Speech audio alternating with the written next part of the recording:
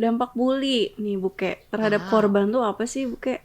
oke, benar. Nah, kalau kita mau lihat ya si yang korban bully gitu ya, Mm. korban bully memang banyak banget sih efeknya tuh. Jadi bisa dia cemas, bisa dia nggak pede, jadi rasa percaya dirinya jadi anjlok banget lah kayak gitu. Terus jadi nggak kan kebayangnya orang nggak percaya diri gimana mau berprestasi kayak gitu.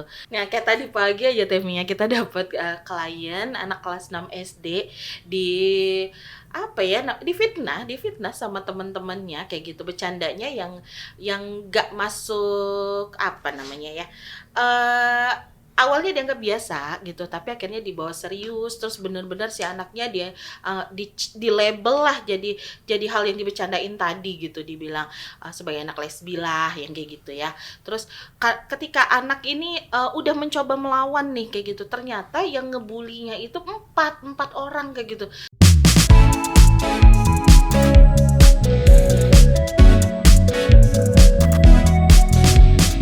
Halo Sobat Nami semuanya, kembali lagi di Turnamen Turnamen Tutur tutur dan dan tuntunan Tuntunan kesehatan Kesehatan Mental mental. bersama dengan Aku Buke dan Dika. Oke, kalau udah ada Buke dan Kang Dika tuh bahas bersama tentang Teh Mia gitu ya. ya pasti bahasnya tentang parenting ya. Oke deh, dan topik kita kali ini itu membahas tentang bullying ya, Kang Oke Buke. oke oke. Oke, banyak banget nih ya Aha. kasus-kasus sekarang ini tentang bullying ya, Kang. Kayak misalnya di sekolah nih, eh, sampai malah yang jadi korbannya itu bisa sampai membunuh si pelaku bullyingnya gitu ya, Kang ya. Betul betul. Miris Betul. banget sih, Kang sebenarnya ya. Agak serem juga ya. Serem juga iya. Heeh. Nah, sebenarnya bullying itu apa sih, Kang? Oke, ya. Jadi sebetulnya kita akan membahas tentang bullying ya, bullying dan juga sebetulnya sama yang jadi korbannya juga ya, karena kedua-duanya itu adalah eh, individu-individu yang memang perlu bantuan sebetulnya. Nah, kalau bullying itu sendiri apa sih sebetulnya? Kalau yang membulinya sendiri itu sebetulnya memang terlihat biasanya ya ada bentuk-bentuk perilaku agresif, agresif terus eh, biasanya lebih dominan, lebih superior. Ya bisa dilakukan individu ke individu atau sekelompok orang ke individu ya biasanya. Nah ini yang eh, bentuknya bisa macam-macam ya, ada bentuk fisik, perlakuan yang memang langsung kekerasan gitu, atau bisa bentuknya verbal ya, menghina, merendahkan, bahkan menyebabkan korbannya menjadi apa ya luka batin ya istilahnya. Jadi merendahkan itu kan jadi menurunkan rasa penghargaan diri atau kepercayaan diri ya. Terus ya yang bersifat psikologis ya juga sampai ya kayak tadi ada yang jadi depresi ya bahkan ada yang sampai eh, mau mengakhiri hidupnya ya seperti itu. Nah itu sih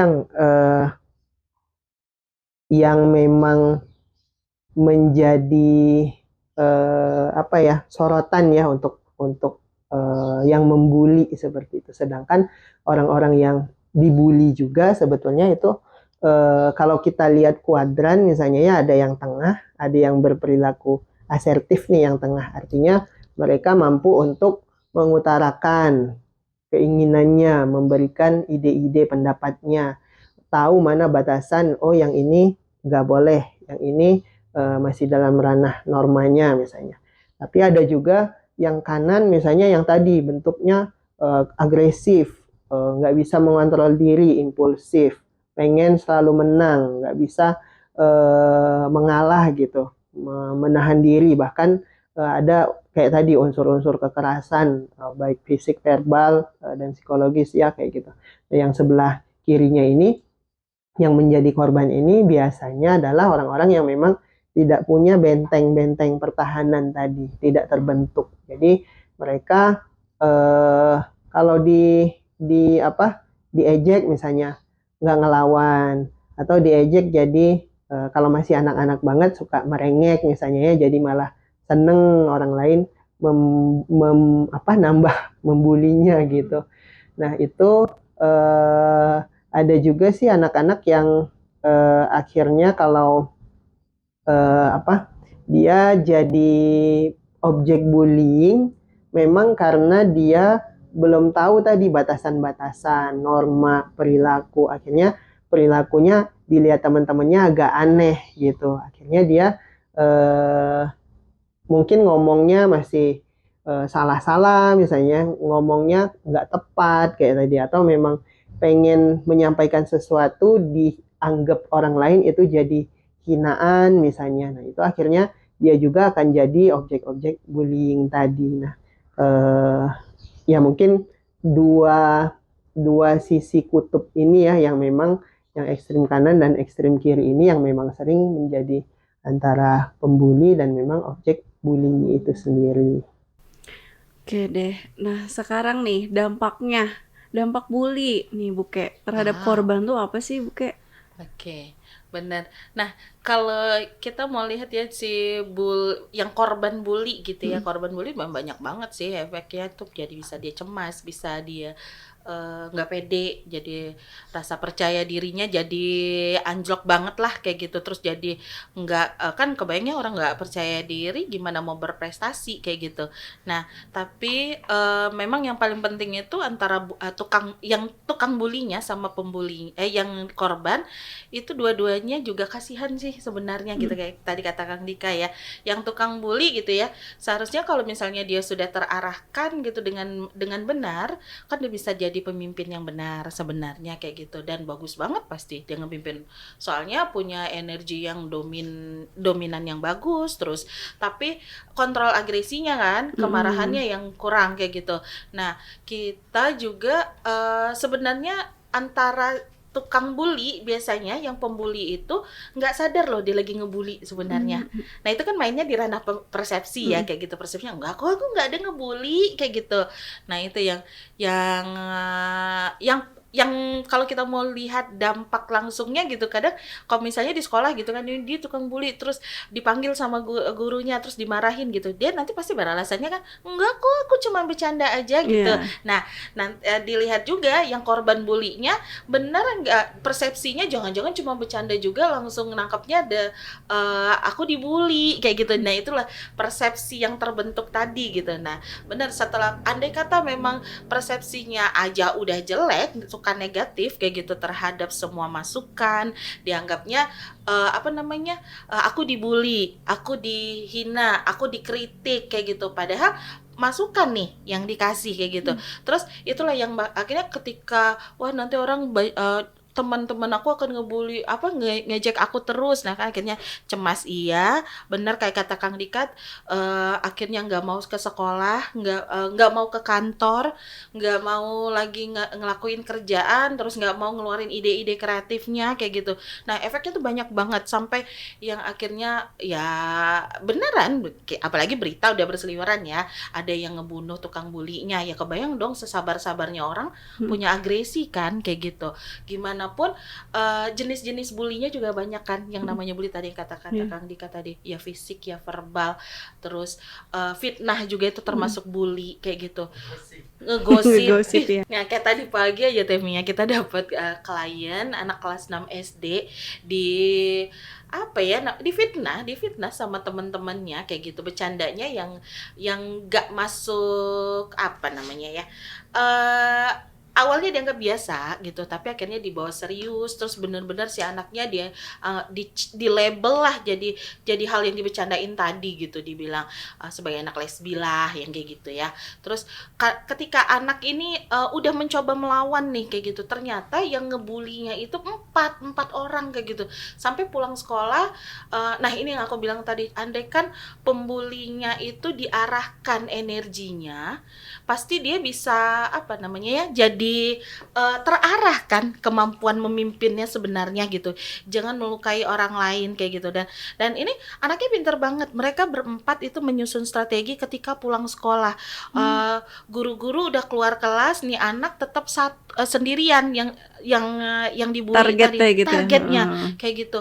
Padahal awalnya karena si target ini ngasih tahu hal yang mereka lakukan tuh nggak baik kayak gitu, udah asertif loh. Tapi kan ketika ramaian kayak gitu, karena banyakan kan akhirnya dia apa namanya ya, kalah juga kan kayak gitu. Nah itu yang efeknya luar biasa gitu, dan akhirnya dia jadi takut pergi sekolah. Tapi ibunya keren banget sih, nemenin pergi sekolah. Kamu tetap yakin teh, kamu nggak kalau kamu nggak salah ya kamu tetap harus datang gitu. Nah itu Mungkin nambahin sedikit juga ya, dampak-dampak itu bahkan bisa berlangsung panjang ya, sampai dewasa juga ada anak-anak yang memang akhirnya menganalogikan dengan sekolahnya itu nggak nyaman, bahkan sampai dewasa dia mau ke sekolahnya lagi itu ketika datang ke sekolah ada yang benar-benar ngerasa kayak trauma gitu, bahkan tiba-tiba nangis misalnya gitu.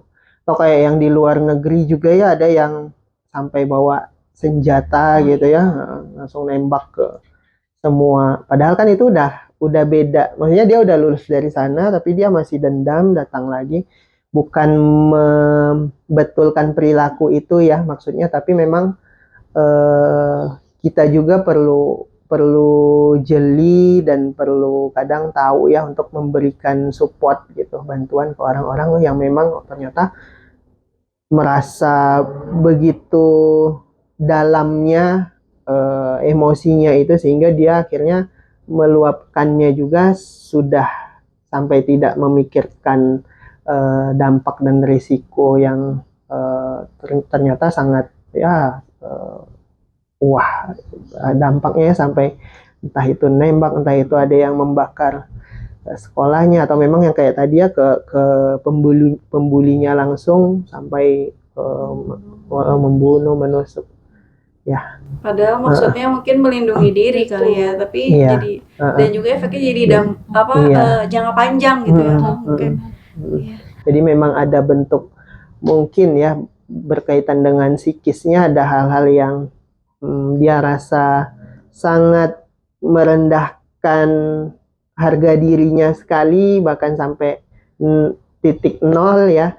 Walaupun mungkin itu juga bukan, terkadang ada faktor-faktor pemicu ya. Pemicu maksudnya pembulian itu memang jadi pemicu dia untuk melakukan hal-hal itu. Tapi di balik itu sebetulnya ada lagi kondisi-kondisi psikologis yang perlu kita ketahui sebetulnya, termasuk mungkin bagaimana interaksi dia selama ini, apa yang dia rasakan, bagaimana perkembangan emosinya, seperti itu dan seterusnya, termasuk bentuk-bentuk parenting ya, mungkin pola relasi dengan orang tua dan orang sekitarnya. Jadi menarik nih ya sebetulnya Kang Dika. Nah tapi sebelumnya nih, sebelum beranjak ke pertanyaan selanjutnya, sebenarnya mau tanya nih, apa sih penyebabnya anak itu bisa jadi pembuli? Ke aku ya. Ya, oke. Mungkin sebetulnya banyak literatur, banyak faktor juga ya. Kayak tadi sebetulnya kalau kita lihat dari mungkin dari sisi anaknya dulu ya, ada memang kondisi-kondisi tertentu yang secara kesehatan mental atau perkembangan anak yang dia punya perkembangan yang berbeda mungkin ya dalam aspek sosial emosinya, sehingga memang dia lebih sulit untuk apa ya istilahnya tuh, untuk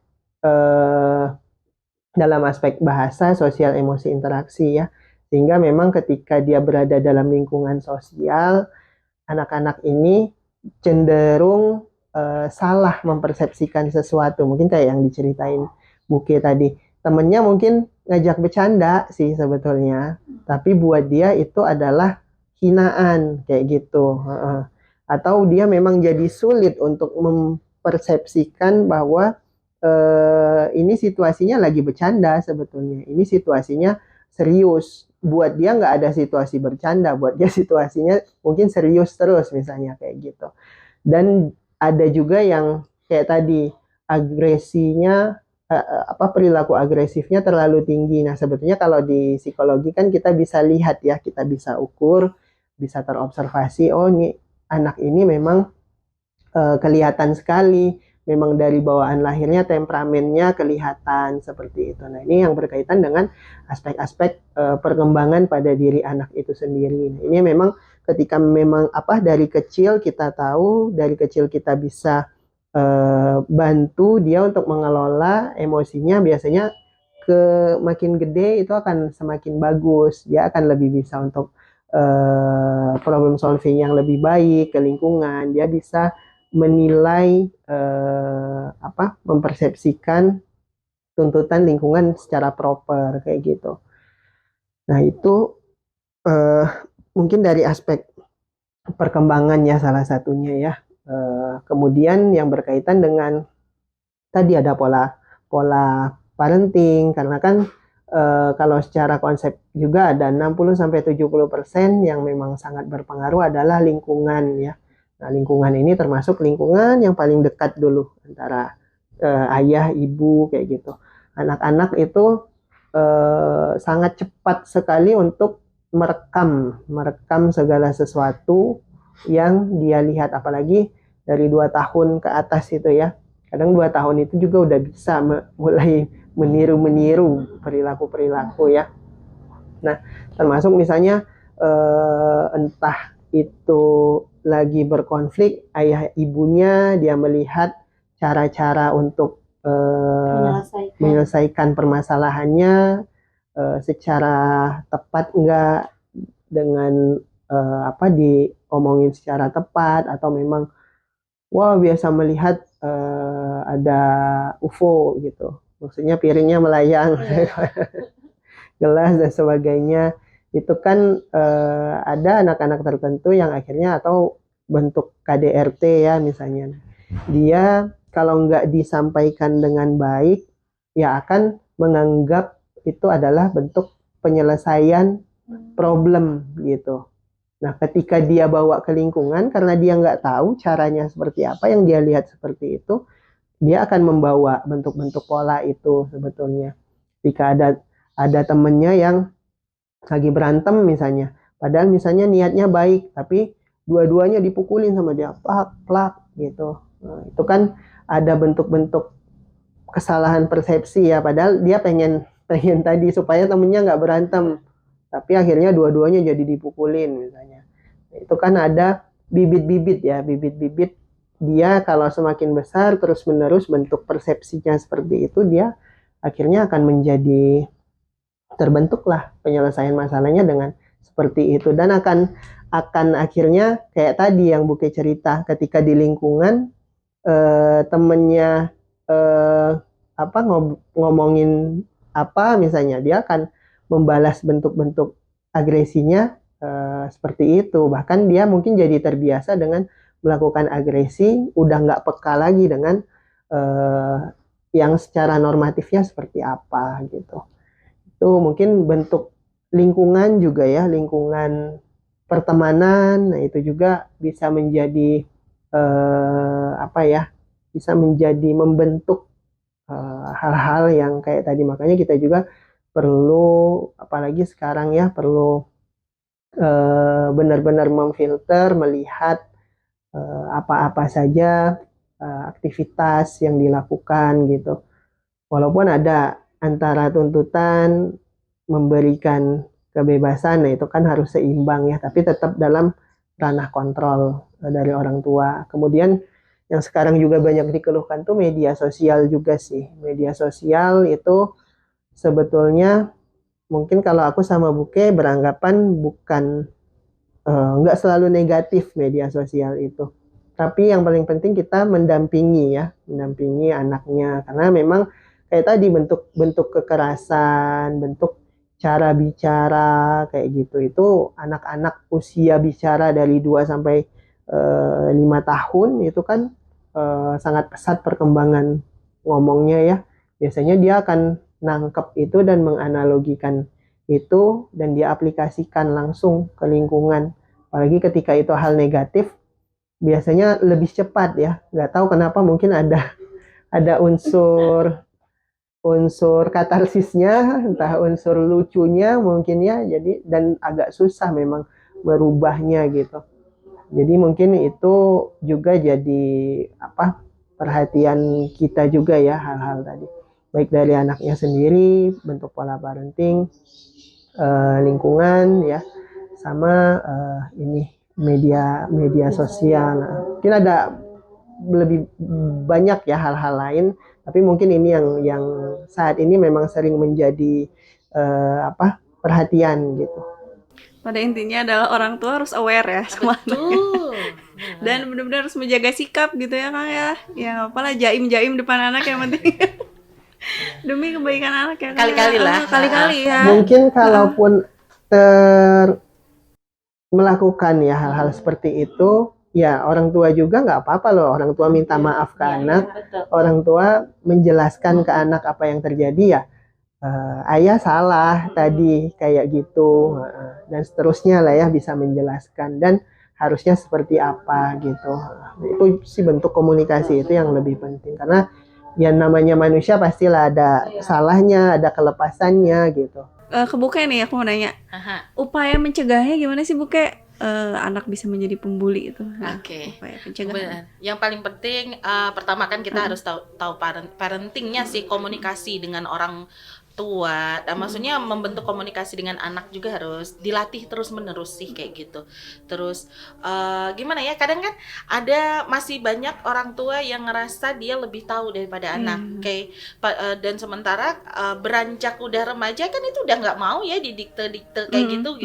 Terus itu kan kesel jadinya, akhirnya malah ngerasa ya udah teman-teman aku lebih paham sama aku, niru lah kayak gitu. Ini banyak, ini sekarang mulai terjadi di sekitar aku gitu ya, di sekitar kita, anak-anak yang dulunya lucu-lucu banget ngikutin perkembangan mereka ya, tiba-tiba di sekolah padahal orang tuanya baik banget, udah ngontrol banget cara ngomongnya, giliran masuk sekolah kan niru tuh dari teman-temannya, mulailah ngomong-ngomong kasar itu keluar, nama binatang keluar, segala macam. Padahal anaknya nice banget, nggak 1-2 orang loh, karena ngikutin tren katanya. Nah, ketika kita ketemu anak seperti itu, misalnya anakku kayak gitu ya, ya kita harus jangan langsung ngejudge dia nggak sopan, dia nggak tahu tata krama, ibu nggak pernah ngajar kayak gitu, tanya dulu belajarnya, loh kok ngomongnya gitu gitu loh.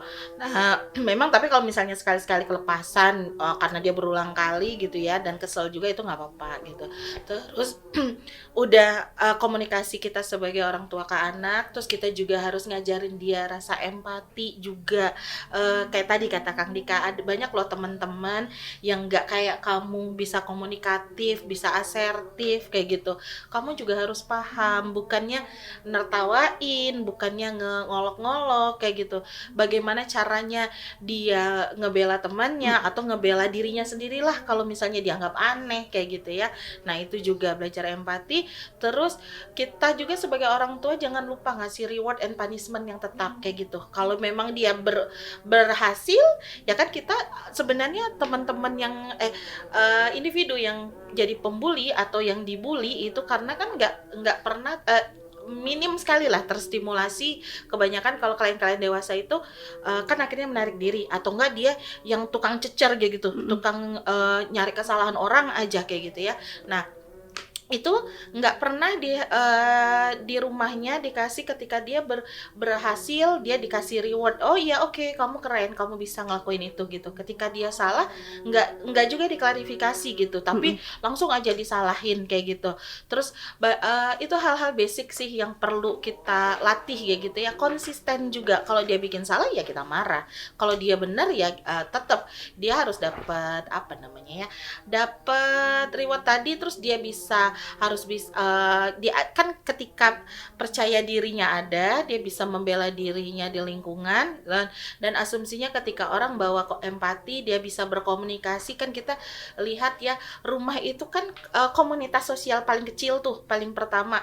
Ketika dia di rumah bisa dengan sebegitu besar terbukanya orang tua bisa berdiskusi gitu, otomatis ke sebagian besar, karena kan tadi udah di spill sama Kang Dika, 60-70% itu pembentukan pribadi itu ada lingkungan kayak gitu. Dan lingkungan rumah, ketika dia terbiasa untuk terbuka dan mengkomunikasikan semua, insya Allah lah, mudah-mudahan yang namanya bully, tukang bully atau korban bully, persepsinya yang salah tadi itu bisa diminimalisir gitu. Dia bisa terbuka untuk menerima kritikan kayak gitu. Nah sekarang kan kebanyakannya orang tua ngerasa udah jor-joran nyariin materi, terus ketika anak dikritik dianggap terlalu disalahkan kayak gitu.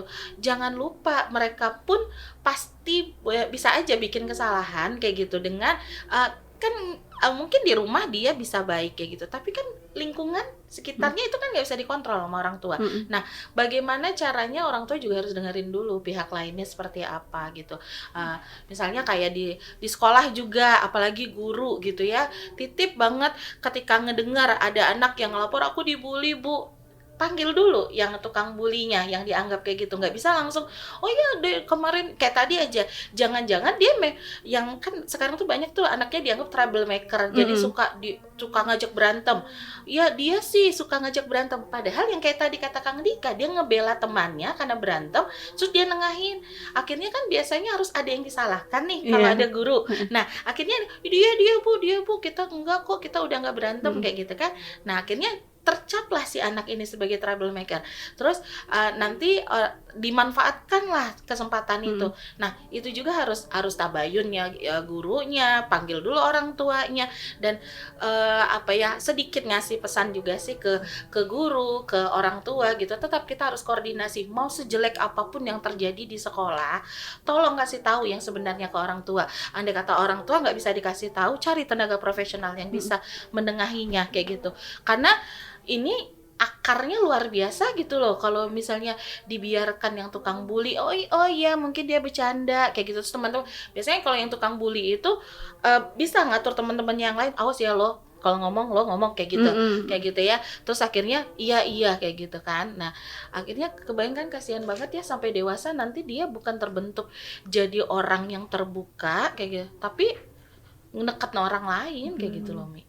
Iya, Gitu. jadi emang komunikasi ya, kayak Kang. Iya, mungkin nambahinnya satu lagi, ada yang aku rasain sih ya, pengalaman. Ada hal yang bukan hal yang hilang ya, maksudnya di zaman sekarang ini, walaupun dalam satu komplek misalnya, atau klaster, atau yang nggak usah komplek lah, yang memang hidup perkotaan ya, yang ya mungkin kita bisa lihat lah, untuk area sekitarnya itu banyak yang sifatnya individualis ya, maksudnya. Nah itu maksud aku, ketika pengalaman tadi, ketika kecil dulu, orang tua tuh kayak yang kompak gitu. Rumahnya bukan dalam aku dulu ya sebelum pindah ke komplek gitu, hidupnya memang yang kayak di jalan Besar. umum gitu. Itu rumah tetangga tapi nggak pakai pagar gitu ya. Masih daerah kampung lah gitu. Nah itu orang tuanya tuh care gitu. Dan ketika orang tua tetangga itu marah ke kita, ya kita pulang, kita dimarahin lagi sama orang tua. Bukan orang tuanya akhirnya berantem gitu. Nah sekarang tuh yang fenomena banyak terjadi tuh, orang tua tuh kenapa ya kuat banget gitu untuk melindungi anaknya, seolah-olah anaknya nggak salah. Tadi katanya anaknya nggak boleh salah.